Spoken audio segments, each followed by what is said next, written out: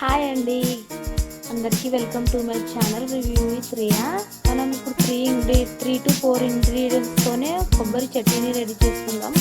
చట్నీ అంటే నార్మల్గా ఇడ్లీతో తినే చట్నీ కాదు, కారపొడి లాగా అనమాట. పల్లీల పొడి చేస్తాం కదా ఆ టైప్లో. ఏం లేదండి, ముందుగా మంచి ఫ్రెష్ కొబ్బరికాయలు తీసుకొని 2 పీసెస్ సరిపోతుంది.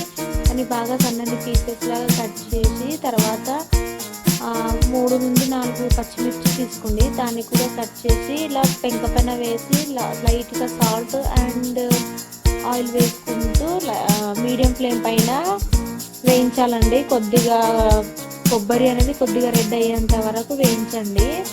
ఇలా వేస్తూనే కలుపుతూ ఉండగానే కొద్దిగా మిడిల్లో కొద్దిగా సాల్ట్ వేసుకుంటా కలపండి. అంటే సాల్ట్ మరి ఎక్కువ వేయకండి, మన టేస్ట్కి సరిపోయేంత వేయండి. ఆయిల్ కొద్దిగా ఎక్కువ వేస్తే ఇంకా టేస్ట్ బాగా వస్తుందండి.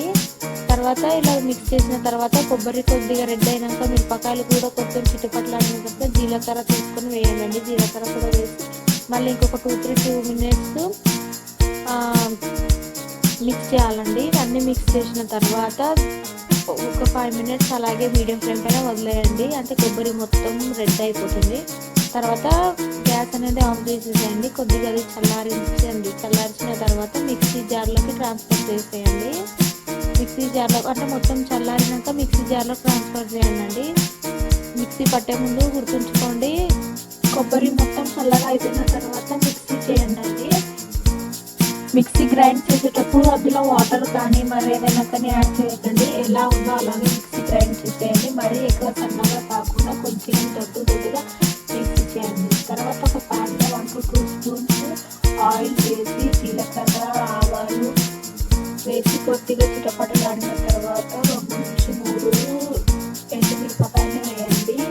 వేసిన తర్వాత కొద్దిగా కరివేపాకు వేసి కొద్దిగా కలుపుతూ ఉండండి. కొద్దిగా కరివేపాకు చిటపటలాడిన తర్వాత మిరపకాయలు అనేవి కొద్దిగా బ్లాక్ మారుకున్నాక కొద్దిగా పసుపు వేసి మీకు మనం గ్రైండ్ చేసిన పౌడర్ని అందులో వేసేసేయండి. వేసిన తర్వాత హై ఫ్లేమ్ పైన 2 to 3 మినిట్స్ బాగా కలపండి.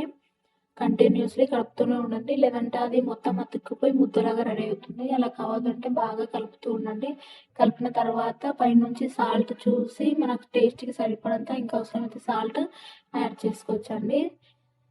ఇది పప్పుతోటి అన్నంతో కలుపుకొని తింటే చాలా చాలా బాగుంటుందండి. మీరు ఒకసారి ట్రై చేయండి. నేను ఆల్మోస్ట్ ఎక్కువ సార్లు ఇదే చేస్తాను. ఈజీగా ఉంటుంది, మా ఇంట్లో కూడా చాలా ఇష్టంతో తింటారు.